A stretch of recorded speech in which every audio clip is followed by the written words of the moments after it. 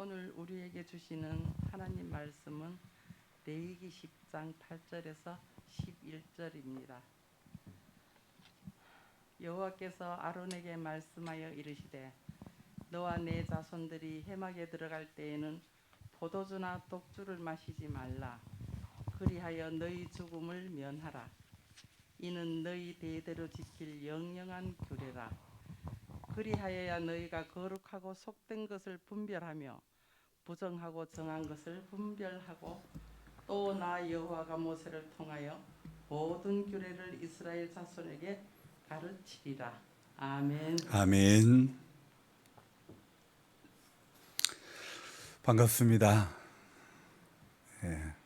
오늘 우리 가운데 줄이 인원수가 적은 것 같아요. 뭔가 이빨이 빠진 듯한 그런 모습이 보입니다. 어쨌든 우리 한결같이 여러분의 자리를 지키는 건 참 중요한 것 같습니다. 저희 어머니가 돌아가시고 이제 그 장례를 치르는 당일날 어머니가 다녔던 예배당에 어머니가 앉았던 그 자리에 어머니 영정사진을 들고 제가 그 자리에 잠시 앉았다가 이렇게 이제 선산을 향해서 갔었는데, 여러분이 앉아있는 그 자리는 여러분이 평생 눈물 흘리고 기도하는 자리, 하나님 앞에 정말 은혜를 사모하며 하나님 앞에 나는 여기에서 하나님을 만나리라, 그런 자리가 되어지기를 주님의 이름으로 부탁합니다. 그래서 저와 여러분들이요, 항상 하나님이 나를 만나 주셨던 자리, 내게 하나님이 은혜 주셨던 그 자리에 우리는 전부 다 서기를 사모해야 될 줄 믿습니다. 그래서 하루하루 한 주 한 주 하나님 은혜의 그 자리에 꼭 붙들려 사시기를 주님의 이름으로 부탁합니다. 그런데 어떻습니까? 땅에 사는 동안에 땅의 것들이 우리 마음을 흔들어 놓습니다. 뺏어갑니다. 그래서 우리 마음을 뺏어서 어떻게 합니까? 하나님 앞에 꼭 붙어 있어야 될 우리 한 사람 한 사람들이 어디로 자꾸 끌고 가는 겁니까? 세상으로 끌고 가는 거예요. 세상의 육신의 정욕과 안목의 정욕과 이생의 자랑으로 자꾸 끌고 가는 거예요. 하나님 안에 있는 은혜, 하나님 안에서 어떤 기쁨, 어떤 그런 것보다도 세상의 달달함에 우리 마음과 생각이 전부 빼앗기도록 거리로 끌고 간다는 것입니다. 그래서 오늘 우리에게 필요한 것이 무엇일까요? 오늘 설교 제목 같이 한번 읽어봅시다. 여러분 읽어보세요. 신앙에는 뭐가 필요해요? 분별이 필요하다. 자, 여러분 오늘 우리 읽었던 본문에 이 단어가 있나요? 없나요? 분별이라는 단어가 있나요? 없나요? 크게 좀 해보세요. 있어요? 있으면 그 구절 한번 읽어볼까요? 시작. 그리하여야 너희가 거룩하고 속된 것을 분별하며 부정하고 정한 것을 분별하고. 아멘.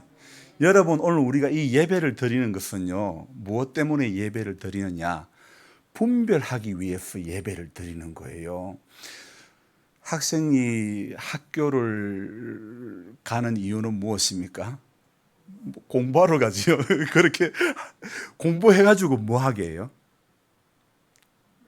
대답해 보시죠. 한번 해봅시다. 공부를 해가지고 뭐 하게 해요? 출세해가지고 뭐 하게 해요? 결혼하게 해요? 좋은 직장 가게 해요? 좋은 직장 가서 뭐 하게 해요? 늙어가게 해요? 그러니까 끝을 향해서 가면 결국은 어디를 향해서 가게 되어 있어요? 죽음이라는 거예요. 그렇잖아요. 결국 공부하나 안 하나, 배우나 안 배우나, 건강하나 건강하지 못하나 우리는 다 죽음을 향해서 가는 거예요. 그런데 성경은요, 모든 종교가 다 죽음을 향해서 가지만은 성경은 생명으로 가는 길을 인도하는 겁니다. 그래서 오늘 우리가 예배를 드리는 것은 생명의 길로 가기 위해서 예배를 드리는 겁니다. 우리 죽었던 몸이 사는 길을 가기 위해서 예배의 자리에 나오는 겁니다. 우리는 살려고 이 자리에 앉아 있는 겁니다. 영적으로 사는 인생이 되기 위해서 여러분이 오늘 이 자리에 앉아 있는 것입니다. 인생의 연수가 많아지면 누구라도 약해질 수밖에 없습니다. 아니, 나는 다른 건 다 먹어도 나이는 안 먹을 거야 하실 분이 누가 있습니까? 가만히 있어도 저절로 먹게 되는 게 나이더라니까요. 밥은 안 먹으면 그만이지만 나이는 안 먹을 수가 없는 게, 생각해 보십시오. 언제 내가 80이 됐는가? 참, 여러분, 언제 내가 90이 넘었는가? 할머니요? 언제 내가 95이 되고 막 그랬는지 눈 깜짝할 사이잖아요. 그죠? 저는 아직 그 연세 할머니의 연수를 살아보지 못해서 모르겠는데, 저가 지금 60도 안 됐는데도 야, 눈 깜짝할 사이네, 그래 느껴지는데, 여러분들은 뭐 저보다 더 하겠죠. 그런데 이 연수를 살아오는 동안에 성경 말씀 속에서 우리가 붙잡아야 될 게 뭐냐면, 오늘 읽었던 이 본문 10절처럼 분별이라는 겁니다. 왜냐하면 생명이 있는 것을 분별을 해야 우리가 사는 거예요. 어디에 생명이 있는가, 어디에 죽음이 있는가, 어디에 거룩이 있고 어디에 속된 것이 있는가, 그걸 분별해야 되는 거예요. 어디에 은혜가 있고 어디에 죄가 있는지를 분별을 할 줄 알아야 된다는 것이죠. 그래서 지난 한 주간도 새벽기도 시간, 6일간의 새벽기도 시간에요, 성경을 펴들어야 될 이유, 월요일 날 그 제목으로 말씀을 나누었습니다. 그래서 여러분들 대부분의 이 자리에 앉아 계신 분들은 나고 이렇게 두꺼운 책은 처음 봤다고 하실 분들이 대부분일 것입니다. 아마 여기에 성경을 처음부터 끝까지 일독을 한 번도 안 해보신 분도 계실 터이고, 또 몇 독을 하신 분들도 계실 터인데, 성경은요, 사실 이 두께가 지금까지 학교를 다녀보신 분도 있겠지만은, 학교 문 앞에도 못 가신 분도 있겠지만은요, 어쨌든 지금까지 내가 본 책 중에서 제일 두꺼운 책이 아마 성경책 아닐까요? 그죠? 그런데 이 성경책, 이 두꺼운 책도요, 이걸 사람이 어떻게 다 읽어? 여러분, 사람이 읽을 수 있어요. 어떻게요? 여기에 생명이 있다는 걸, 여기에 길이 있다는 거, 여기에 진리가 있다는 걸 알면 읽게 되는 것입니다. 그런데 우리가 성경의 두께감에 눌려가지고 밀려가지고 여기에 진리가 담겨 있고 여기에 생명이 담겨 있어도 우리가 생명의 말씀을 펴들지 못하는 것입니다. 여러분, 결코 말씀을 떠나서는 생명을 논할 수가 없습니다. 말씀을 보아야 원수가 누군지 아는 거예요. 말씀을 보아야 죄가 누군지 아는 거예요. 말씀을 보아야 영생의 길이 어디 있는지 알 수 있게 되는 것입니다. 그래서 말씀을 펴들어야 될 이유, 왜 우리가 말씀을 펴들어야 되는가 지난 월요일 나눴죠. 그리고 레위기 말씀을 들어오면서 하나님 앞에 나아가는 길이 무엇인가 화요일 새벽에 은혜를 나눴습니다. 저는요, 요즘요, 뭐가 제일 겁이 나면 빨간색이 제일 겁이 나는 거예요. 온 밭이 빨개요. 빨간색이 제일 겁이 나는 거예요. 한 해는 언제 몇 해 전에는 감자만 보면 세상에 제일 무서운 게 감자. 눈을 차라리 감자. 감자가 그렇게 무섭더라 이거예요. 그런데 그 다음에 수박을 보니까 수박이 제일 무서워요. 근데 요즘 보니까 빨간 게 겁이 나요. 여러분, 그것도 적게 있을 때는 모르겠는데 많이 있으니까 겁이 나는 거예요. 여러분, 이게 우리가 하나님 앞에 나아가는 길, 하나님 앞에 나아가는 길은요, 원리를 모르면 안 되는 거잖아요. 레위기가요, 참 성경 읽어보면 참 재미가 없다, 은혜가 안 된다는 책 중에 하나가 레위기인데, 원리를 모르니까 은혜가 안 되고 원리를 모르니까 레위기를 쉽게 펴들지 못하는 거예요. 근데 제가 주중에 말씀을 드렸죠. 레위기는 크게 두 가지만 알면 된다. 뭐라고요? 하나님 앞에 나아가는 길, 17장까지. 그리고 18장부터는 하나님과 교제, 이 두 가지 측면에서만 하면 레위기가 쉬워진다 말씀을 드렸지 않습니까? 그래서 지난 3일간 화수목 레위기의 말씀을 이렇게 나누었는데요. 원리를 알면 성경이 쉬워지는 거예요. 성경은 생명을 전하는 책이라는 것, 이 원리를 알아야 되는 거예요. 자, 그래서 저는 남자이기 때문에 요리를 잘 못해요. 그래서 요리를 할 때면 무조건 많이만 때려 넣으면 맛이 있는 줄 알아요. 참기름도 한 숟가락 이상 넣어야 맛이 있고 뭐든지 많이만 넣으면 맛이 있는 걸로 알아요. 그런데 보니까 넣는 시기가 있고 넣는 양이 있고 이렇게 손으로 이렇게 저어주고 손으로 쪼물락쪼물락 하는 그런 시간이 다 중요하더만은요. 그래서 뭐든지 다 이게 원리를 모르니까, 어떻게 해야 맛이 나는 원리를 모르니까 무조건 때려만 넣기요. 우리도 원리를 모르니까 무조건 예배의 자리에 앉아만 있기도 한다는 거죠. 여러분, 예배의 자리에 앉아 있는 것을 넘어서 오늘도 주님이 주시는 은혜를 붙잡으려고 사모하는 그 마음으로 성경이 주는 교훈에 붙들릴 때에 여러분 인생이 재미가 나는 겁니다. 신앙이 거기에 재미가 느껴지게 되는 줄 믿습니다. 그리고 성경은 이렇게 두꺼운 이 책을요, 우리가 어떻게 해야 이 책을 접근할 수 있느냐? 성경은 오늘 뭐라고 그랬습니까? 분별의 관점으로 성경을 보아야 하는 것입니다. 저는 유난히도 어릴 적부터 무엇을 좋아했냐면 기계 만지는 걸 참 좋아했습니다. 기계는요, 안 봐도 원리가 뭔지 다 들어오는 거예요. 아, 이 기계는 이런 원리가 있겠구나. 그게 보이는 거예요. 그런데 책은요, 특히 성경같이 두꺼운 책은 참 저는 싫어했었어요. 그런데 이런 사람이 무슨 목사가 되나, 저 속으로 하나님이 제게 은혜를 주셨을 때에 저는 하나님 앞에 피해 가려고 많이 했는데, 그런데 요즘 가만히 보니까 성경 속에서 하나님이 새로운 관점을 열어주시고 새로운 은혜를 주시니까 이게 너무너무 기쁘고 감사하고 고마운 거예요. 여러분, 이 책이 아무리 두꺼워도 하나님이 이 속에서 나에게 말씀하심이 있다는 것을 기억을 하고 사모하면 하나님은요, 오늘 그 인생의 눈을 떠여주신 줄 믿습니다.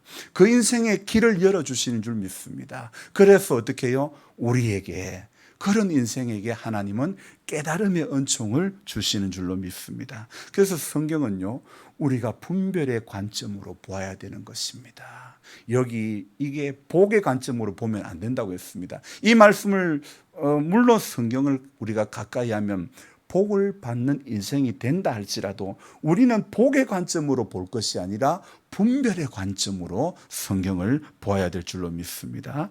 저는 지난 그 수요일 날 새벽에 본당에 와서 성경을 읽는데, 읽자마자 무릎이 간지러워서 견디지를 못하겠는 거예요. 왜냐하면 오른쪽 무릎에 한 방, 왼쪽 무릎에 두 방 모기가 물어버린 거예요. 성경을 읽는 내내에 가려워서 견디지를 못하는 거예요. 말씀에 집중을 못하게끔 막 가려워서 견디지를 못하겠는 거예요. 집중해서 내게 주시는 은혜가 있고 내게 주시는 감동이 있어야 새벽 제단에 말씀을 전가할 수 있는데, 이게 가려우니까 견디지를 못하는 거예요. 신사체면에 침을 바를 수도 없고 그래가지고 이게 책상 위에 안티프라민이 있어서 발라봤지만 여전히 가려운 거예요. 그래서 또 생각했죠. 이것도 나를 방해하구나. 별게 다 나를 방해하구나. 왜 하필 말씀 읽는 그 시간에 나를 또 방해할까? 여러분, 꼭 우리가 은혜 받으려고 할 때에 방해하는 그런 세력들이 많이 있는 거예요. 지금도요, 사실 방송으로 이 예배에 동참하고 있는 분이 3분이 있거든요. 또 5분 됐다가 4분 됐다가 3분 됐다가 이래 되는데요. 사실은 제가 볼 때는 제가 생각해 볼 때는 인터넷 망이 좀 안 좋은 것 같기도 하고, 아니면 우리의 이 예배가 또 사람들이 이렇게 여기저기 이렇게 막 들여다보는 분들이 많이 있어요. 그래서 지나가다가 들렀을 수도 있는데요. 어쨌든 우리 이 예배에 방송으로든 이 자리에 함께 하던 우리 모두에게 오늘 하나님께서 주시는 이 분별의 은혜가 있기를 소망합니다. 여러분, 예배를 매번 드리면서 우리가 정말 깨달아야 할 거 오늘 뭐라고요? 거룩하고 속된 게 뭔지 분별을 해야 되는 겁니다. 뭐가 거룩하고 뭐가 속된 것이고 또 뭐라고요? 무엇이 부정하고 무엇이 정한지 여러분 이것을 분별할 줄 알아야 돼요. 그래서 분별을 해야 신앙생활이 옳은 길로 갈 수 있잖아요. 분별을 못하니까 여러분 운전면허를 딸 때에 필수적으로 하는 테스트가 하나 있습니다. 그게 뭔지 아십니까? 운전면허를 딸 때에 필수적으로 눈과 관련된 겁니다. 무엇일까요? 생명입니다. 생명. 색깔을 이분이 구분할 줄 아느냐 못하느냐. 왜요? 빨간불인데 팍 가버리고 그러면 안 되잖아요. 파란불인데 멈춰가 있고 그러면 안 되잖아요. 그래서 무슨 색 구분할 줄 알아야 돼요? 빨강, 파랑, 노랑은 구분할 줄 알아야 되는 거예요. 기본적으로 이것이 구분이 안 되면요, 운전을 내려놓아야 되는 거예요. 임집사님 구분되지요? 예. 자, 어제 제가 그 도심에 황 목사님을 만나 뵈러 갔었습니다. 예, 만나 뵙고 이제 보니까 마당에 갔을 때에 차가 없는 거예요. 그래서 제가 목사님 차는 폐차를 했습니까? 그러니까 그렇다는 거예요. 사모님이 30년 동안 차를 이렇게 운전을 했지만은 늘 슬픈 거예요. 그 동네 분들이 불안한 거예요. 늘 중앙선 물고 오고 넘어가고 그러니까 동네 분들이 제발 차 몰고 가시지 마시라고. 그러니까 한동안은 그 집에서 버스 타는 데까지만 타고 오시고 타고 가고 하더만은 이제는 운전면허를 싹 반납을 했다는 거예요. 왜요? 나이가 드니까 운전이 더 서러지는 거예요. 더 힘들어지는 거예요. 그러니까 이거 계속해서 다른 분들에게 민폐를 끼칠 수가 없고 나 자신도 운전하면서 위험이 느껴지니까 반납을 했던 것이죠. 여러분, 이게 분별이 저분이 빨리 오는 건지 저분이 어디로 가려는지 상대가 어떻게 가려는지 그런 분별이 안 되는 거예요. 여러분 마찬가지입니다. 우리 인생도 걸어가다 보면 인생을 가다 보면요, 내가 옳은 길을 가고 있는지 내가 옳지 못한 길을 가고 있는지 때로는 이 분별이 안 된다는 겁니다. 하나님의 말씀 앞에 서야 원수가 누군지 알고 죄가 누군지 알고 구분이 된다는 것입니다. 거룩한 게 뭐고 무엇이 속된 것인지 구분이 가능하다는 것입니다. 여러분, 내 의지로 내 지식으로 내 경험으로 가능할 것 같지요? 그거는 한순간이라는 겁니다. 근데 세월이 지나다 보면요, 무색해지는 거예요. 무감각해지는 거예요. 그래서 충분히 다 알 수 있는 것도 어떻게 됩니까? 인생의 연수와 함께 알만한 것도 잊어버리고 기억 못하고 까먹어버리는 거예요. 그렇잖아요. 그거 왜 기억 못해? 그런데 다 이제 세월 앞에 장사 없다고 그렇잖아요. 여러분, 그래서 저와 여러분들이 늘 성경도 아는 본문이라 하더라도 지난 주 중에 태초에 말씀이 계시니라 이 말씀은 하나님과 함께 계셨으니 이 말씀인데 이 말씀은 어딘가요? 제가 여러분에게 물었더만은 창세기요 그러는 거예요. 요한복음 1장 1절이라고 제가 말씀하지 않았습니까? 비수당 태초만 나오면 창세기로 안단 말이에요. 태초라는 시작이 요한복음에도 태초로 시작하는 거예요. 그래서 말씀을 저와 여러분들이 자꾸 펴들으셔야 돼요. 말씀 안에 생명이 있습니다. 말씀 안에 생명이 있는 거예요. 그리고 말씀 안에 여러분 우리가 분별할 수 있는 지혜가 이 말씀 안에 나오는 것입니다. 말씀을 볼 때에 성도가 온전해지는 것입니다. 그래서 성경을 펼 때 제가 온전의 개념으로 받아들여야 된다. 이 말씀은 성도를 온전케 한다. 그래서 바울이 디모데에게 보내는 두 번째 편지에서 그렇게 3장 17절에서 그렇게 말씀하고 있다는 것입니다. 여러분, 오늘 성경을 볼 때에 생명의 개념, 온전의 개념, 분별의 개념으로 저와 여러분들이 붙잡으시기를 주님의 이름으로 부탁드립니다. 하늘의 섭리를요, 누구도 거스릴 수가 없어요. 요즘처럼 요즘은 왜 그렇게 소나기가 자주 오는지 몰라요. 임기는 말짱한데 춘향은 막 그냥 폭우가 쏟아지기도 하고, 거꾸로 춘향은 말짱한데 임기는 폭우가 쏟아지기도 하고. 저는 요새 어디 나가면요, 뭣도 모르고 어디 나가면 제일 걱정되는 게 딱 한 가지가 있어요. 어머, 닭장문을 닫아야 되는데 비가 들어가면 안 되기 때문에 그게 제일 신경이 쓰더라는 거예요.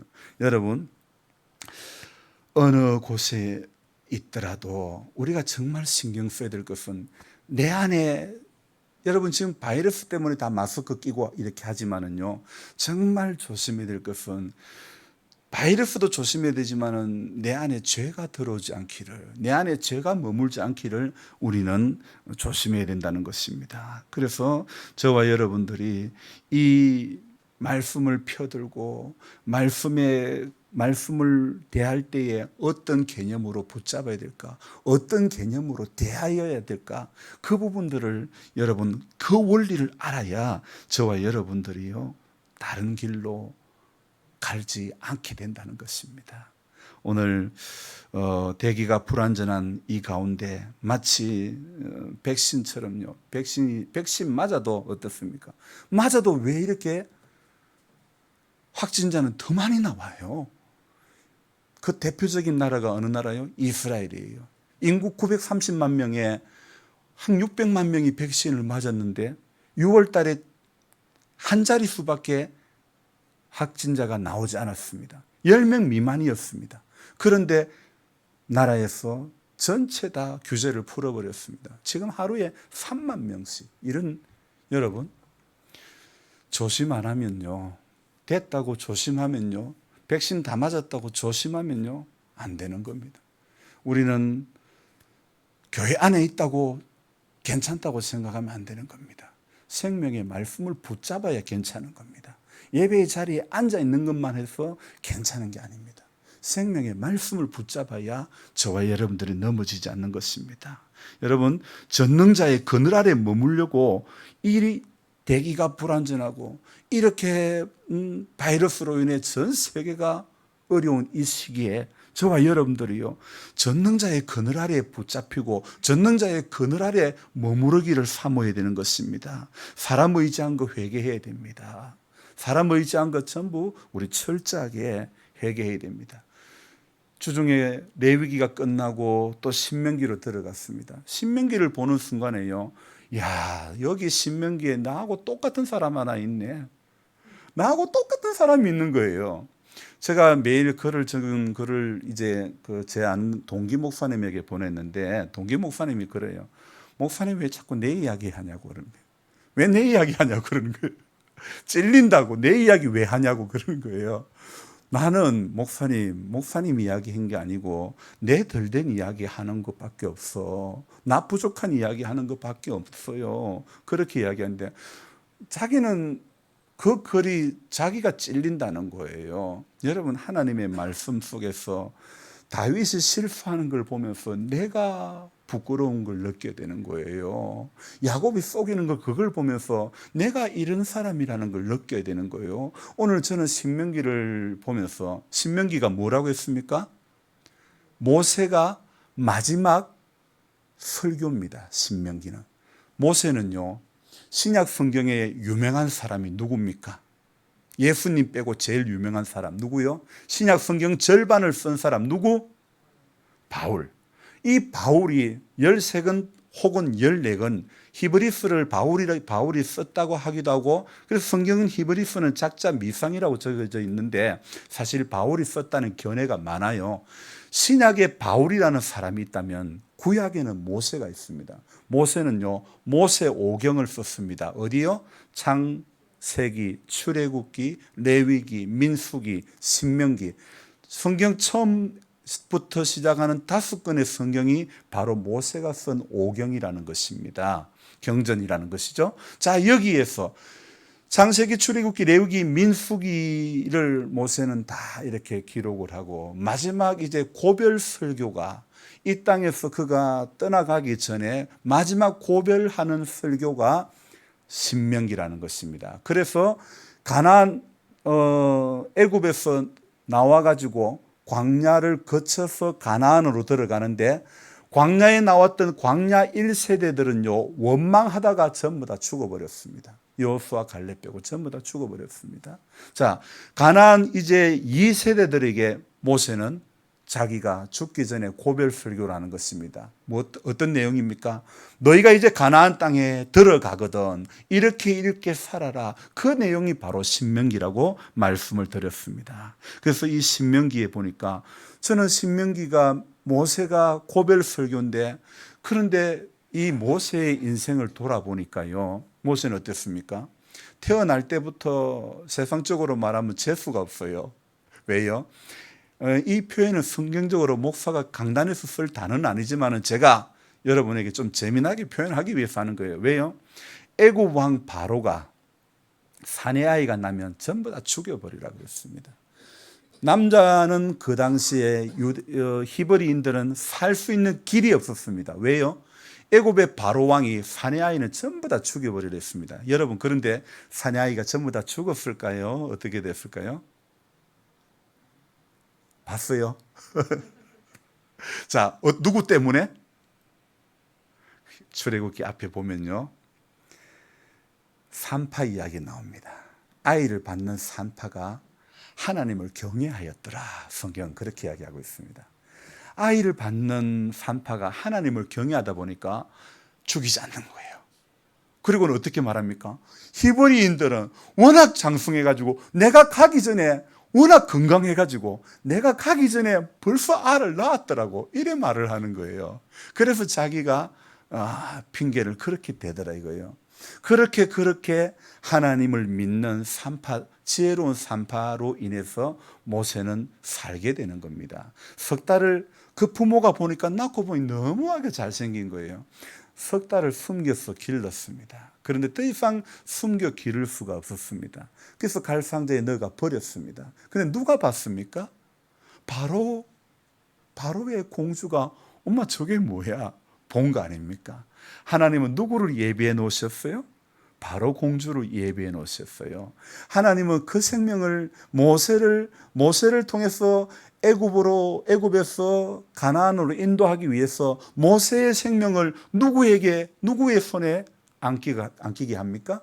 바로 공주의 그 시대에 가장 안전한 길로 하나님은 모세의 생명을 인도해 가신 거예요. 여러분, 그렇게 해서 바로의 공주의 아들의 자격으로 궁전에서 살았지만 어느 날 장성한 후에 자기 동족이 애굽 사람에게 이거 험한 꼴 당하는 걸 보고는 주변을 살펴보고 사람이 없으니까 쳐 죽이는 거예요. 근데 이 일을 바로가 알아버렸습니다. 바로가 놔둬버렸겠을까요? 잡으러 가는 거예요. 모세는 미디안으로 도망갑니다. 그래서 미디안에 도망가서 모세는 그곳에서 결혼을 하고, 그리고 출애굽기 3장에는 하나님이 떨기나무 사이에서 모세야 부르시는 거예요. 여러분, 참 모세의 하나님이 부르시는 그 광경을 보면 호렙산에서 떨기나무에 불이 붙었는데, 그런데 불이 붙었는데 나무가 사라지지 않는 거예요. 하나님은 그런 신기한 광경으로 모세를 만나 주셨습니다. 그런데 모세는 어떻습니까? 그러면서 모세에게 내가 너로 바로에게 보내서 이 백성들을 애굽에서 인도해 내리라. 그럴 때에 모세는 하나님 앞에 무엇이라 그러면 내가 누구이간데. 여러분, 그래서 제가 신명기를 펴들면서 나하고 비슷한 사람이 있다 이야기하지 않았습니까? 바로 이 부분입니다. 모세는요, 애굽의 바로 왕이 10가지 재앙 후에야 이스라엘 백성들을 내보내주는데 바로보다도 더 고집 센 사람이 어찌 보면 모세 같아요. 왜요? 하나님 앞에 하나님이 이렇게 만나주시고 첫 만남의 그 과정이 떨기나무에서 신기한 광경으로 만나주셨는데도 어떻게 합니까? 내 누군데 나는 입이 뻣뻣하고 나는 혀가 둔하고 나는 말 못합니다. 그러지 않았습니까? 저는 이 모세 정말 바울의 신약의 바울보다도 정말 버금간다면 서러울 정도의 사람이 오늘 왜 이런 액션을 취했을까요? 바울의 삶도 모세의 삶도 자세히 들여다보면 이해가 안 되지만은 결국 우리 신앙은요, 머리로 이해가 되는 게 아니라는 겁니다. 여러분, 신앙이 머리로 이해가 된다, 오병이어의 기적이 머리로 이해가 된다? 아닙니다. 여러분, 오늘 히브리서 11장에 가면요, 제일 그 믿음으로 살았던 누구 이야기하면서 그 중에 제일 많이 이야기하고 있는 사람이 바로 모세라는 거예요. 여러분, 믿음장에서 바울도 뭐 기생 라합도 나오고 야곱도 나오고 아브라함도 나오지만은 그 중에 히브리서 11장은 모세를 제일 많이 할애해 가지고 모세를 인정하는 그런 부분들이 있더라 이거예요. 자, 여러분, 오늘 모세의 삶이 이 기가 막힌 부분들이 과정들이 있었지만은 또 하나님 앞에 변명거리도 많았지만은 어떻습니까? 입이 뻣뻣하다고 혀가 둔하다고 했던 사람이지만은 하나님은 그 사람의 뻣뻣함도 입이 뻣뻣함도 혀가 둔함도 하나님은 바꾸어 가시는 분인 줄로 믿습니다. 왜요? 하나님은 모세를 통해서 하나님이 하시고자 하는 계획이 있기 때문에, 모세에게 기대를 하고 하나님이 세우신 부르신 사명이 있기 때문에 하나님이 모세가 나는 못한다, 나는 내가 누군데 해도 하나님은 모세가 이런 이야기합니다. 내가 저 백성들에 가서 보내주라고 이야기하면 뭐 저 사람들이 당신을 보낸 사람이 누구냐고 말할 때 내가 뭐라고 말하겠습니까? 그럴 때에 하나님이 모세에게 나는 스스로 있는 자다, 그렇게 이야기하잖아요. 스스로 있는 자가 말한다, 이렇게 이야기하지 않습니까? 하나님은요, 모세에게 전부 다 예비해 놓으셨더라고요. 전부 다 준비를 다 해 놓으시고, 여러분, 우리 하나님은 오늘 우리가 이 자리에 이르기까지, 여러분 이 인생의 연수에 이르기까지 하나님은 전부 다 준비하신 하나님이신 줄 믿습니다. 내가 잘해서 하나님이 준비하신 것이 아니라, 내가 공로가 있어서 하나님 준비해 주신 것이 아니라, 하나님은요, 나의 공로가 없어도 그분은 준비하시는 하나님인 줄로 믿습니다. 나의 노력이 없어도 그분은 우리에게 전부 준비를 해 놓으신 하나님이신 줄 믿습니다. 나의 어떤 선함이 없고 나의 공로는 없어도요, 하나님은요 전부 준비해 놓으신 거예요. 그래서 신명기의 모세의 이 마지막 설교를 들여다보면요, 신명기 설교의 가운데 핵심 가운데 어떤 내용이 있냐면, 왜 이 광야 40년의 길을 걸어가게 했는가, 그 이유를 설명하고 있는데, 그 이유가 뭐냐면 이 광야길을 가는 동안에 네 마음이 어떠한지 하나님 보려고 한다. 오늘 우리 인생의 이 광야길을 걸어가는 동안에 우리의 마음이 어떠한지 하나님은 이 예배 가운데서 보기를 원하시는 줄 믿습니다. 그래서 네 마음이 어떠한지, 이 말씀이요, 이 말씀이 오늘 우리가 붙잡아야 될 말씀이라는 것입니다. 저와 여러분들이요, 오늘 하나님 말씀을 붙잡아야 될 것, 말씀 속에서 하나님을 붙잡아야 되고 성령을 의지해야 될 이유가 무엇이냐? 네 마음이 어떠한가? 여러분, 신앙생활은요, 교회는 왜 오느냐? 우리의 마음이 어떠한가? 우리의 마음이 어디에 붙들리고 우리의 마음이 평안을 누리느냐, 누리지 못하느냐? 이 말씀 속에서 하나님은 마음을 보시는 분, 하나님은 중심을 보시는 분, 우리 마음에 원망이 있는지 감사가 있는지 오늘도 그것을 보시는 분인 줄 믿습니다. 마음의 상태가 어떠한지, 제가 지난 주 중에 자동차 검사를 재검을 받고 바로 못 해가지고 2번, 3번이나 가서 결국은 합격을 했지만은요, 검사가 바로 한 번에 합격이 안 되니까 제 안에 불만이 나오는 거예요. 법과 제도를 따지고 보면 내가 잘못한 것인데도 불구하고 어떻게 해요? 현실적으로 불합리한 것들이 있다 보니까 나는 법과 제도보다는 현실에 불합리한 것이, 그게 불만이라는 거예요. 여러분, 목사의 마음에도요, 이렇게 세상 살아가면서 불합리한 것이 더 떠오를 때가 많더라 이거예요. 여러분, 우리가 살면서요, 분명히 어떤 법과 제도가 있지만은, 그러나 그것이 나를 향해서는 관대하게 적용되기를 바라고 있을 때가 많지 않습니까? 여러분, 그러나 하나님은요, 오늘 우리가 알아야 될 것은 네 마음이 어떠한지, 현실의 법과 제도가 어떠하든지, 하나님은 우리 마음이 어떠하든지 그 검사하는 분이 고마 좀 봐주면 안 되냐고, 내가 크락션을 안동에서는 선을 따로 빼오면 합격시켜 주겠다는 거예요. 그래서 안동을 오든지 영주를 가든지 하면 된다 해서 가까운 영주를 갔더만 영주에 있는 검사원은 절대 안 된다는 거예요. 그러면 안동 가든지 이러는 거예요. 세상에, 누구는 봐주고 누구는 안 봐주고 그러면 안 된다고, 원리 원칙대라는 거예요. 지금은 검사가 굉장히 엄격해져 버렸어요. 이 나중에 하나님 앞에도 우리 하나님은 엄격하신 분이라는 거예요. 무엇에 대해서요? 죄에 대해서 굉장히 엄격하신 분입니다. 다른 거 하나님은 사랑의 하나님이시기 때문에 관대하게 하나님 다 덮어주시고 모른 채 해주시지만 죄에 대해서는 굉장히 엄격하신 하나님이라는 사실을 우리가 기억해야 되는 것입니다. 그래서 하나님은요, 기준과 그 원칙이 뚜렷하신 분입니다. 그래서 저와 여러분들이 믿음 생활하면서요, 우리 육신의 생각은 떡을 좋아합니다. 떡을 향해서 갑니다. 그러나 우리의 영은 말씀을 향해서 가야 살아나는 겁니다. 그래서 제가 어제 말씀을 할 때에 어제 새벽에 제가 어떤 말씀을 나누었냐면요, 원리는 말씀인데 찾는 건 떡이라는 제목으로 말씀을 나누었거든요. 참 그렇지 않습니까? 원리는 말씀이란 걸 아는데 기도하는 것은 무엇을 구해요? 말씀을 구합니까? 떡을 구합니까? 떡을 구해요. 다 정가가 있는 거예요. 죄송하지만 목사인 저도 떡을 구할 때가 많았어요. 참 부끄럽습니다. 여러분, 하나님 앞에 구할 것은 말씀입니다. 떡이 아닙니다.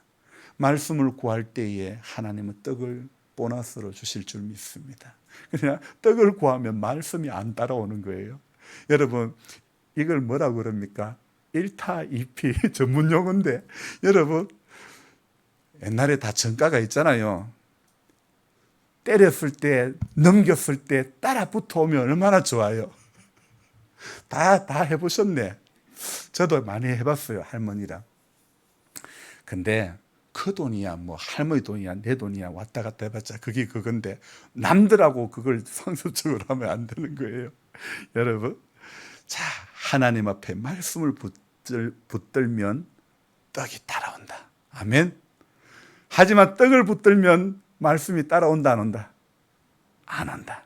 자, 그럼 붙잡아야 될 거 알았습니다. 이제 8월 오늘 딱 절반입니다. 남은 절반을 살 때에 성경을 펴드시기 바랍니다. 말씀을 붙드시기 바랍니다. 그럴 때에 저와 여러분들이 살게 될 줄로 믿습니다. 기도하겠습니다. 하나님, 우리 살려고 오늘도 예배의 자리 나오게 하심을 감사합니다. 이 생명의 말씀 붙잡고 사는 인생 되어지게 하여 주옵소서. 하나님 앞에 서는 그날까지 끝까지 믿음 지키려고 몸부림치면서 하나님, 원리는 말씀인데 찾는 게 떡이 되지 않도록 주님 우리를 붙잡아 주옵소서. 귀하신 예수님의 이름으로 감사하며 기도드리옵나이다. 아멘.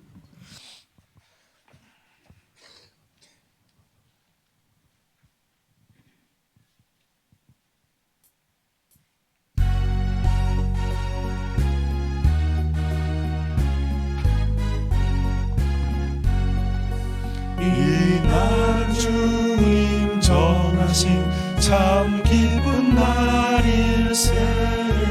온 천하 만민 주 앞에 다 찬송하여라.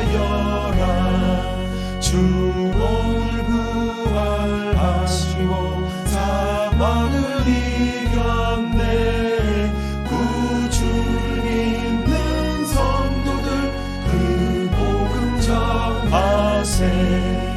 만왕의 왕인 예수께 호산나 부르세. 이날의 주가 오셔서 다 구원하시리. 그 큰 권능 가진 구세주 살 길을 주려고 온 세상 만민 가운데 주 함께 계시네. 이날에 모인 성도들 호산나 부르세. 저 하늘 천군 천사도 다 화답하여라. 아멘.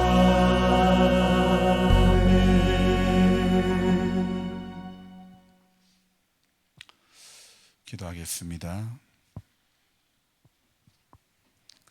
하나님 아버지, 귀한 예배를 드리면서 우리 마음과 정성을 다하여 하나님 앞에 예물을 드렸습니다. 주님이 예물 이 정성을 받으시고 우리 이 땅에 사는 동안에 하나님 말씀을 펴드려야 될 이유가 무엇인지 날마다 알기를 원합니다. 그래서 우리는 말씀 속에서 생명이 발견되어지고 말씀 속에서 분별이 발견되어지고 하나님 정말 말씀 속에서 온전히 발견되어질 수 있기를 소망합니다. 그동안 하나님 우리가 예수를 믿는다면서 기독교의 경전인 말씀을 가까이 하지 못함이 많았음을 회개합니다. 주님과 교제하는 방법은 하나님은 말씀으로 다가오셨기 때문에 말씀을 멀리해서는 원수가 누구인지 우리 마음밭에 가라지를 뿌리는 것이 누구인지 알지를 못하기 때문에 오늘도 말씀을 가까이 하고 남은 이 8월의 시간 가운데서 주님 이 생명의 말씀을 붙잡을 수 있는 복된 성도 되게 하여 주옵소서. 여러 가지 제목으로 감사의 예물 또 10회를 구별하며 주님 선교 예물로 주일 예물로 드린 모든 정성을 기억해 주시고 우리 이 땅에 사는 동안에 하나님이 더 그 크신 사랑의 길이와 깊이와 높이와 넓이를 깨달아갈 수 있는 우리 모두가 되게 하여 주옵소서. 우리 구주 예수 그리스도의 은혜와 하나님 아버지의 무한하신 사랑과 성령님의 감화 교통 충만케 하심이 오늘도 이 말씀 붙들고 한 주간 세상 가운데 나갈 때에 전능하신 그분과 교제하는 방법이 무엇인지 말씀 속에서 우리가 내가 누구며 하나님 누구인지를 날마다 깨달아갈 수 있기를 사모하며 주님 앞에 또 그렇게 살기로 결단하며 돌아가는 우리 모든 성도님들 머리 위에 이제로부터 영원토록 함께 하시기를 간절히 축원하옵나이다. 아멘. 감사합니다.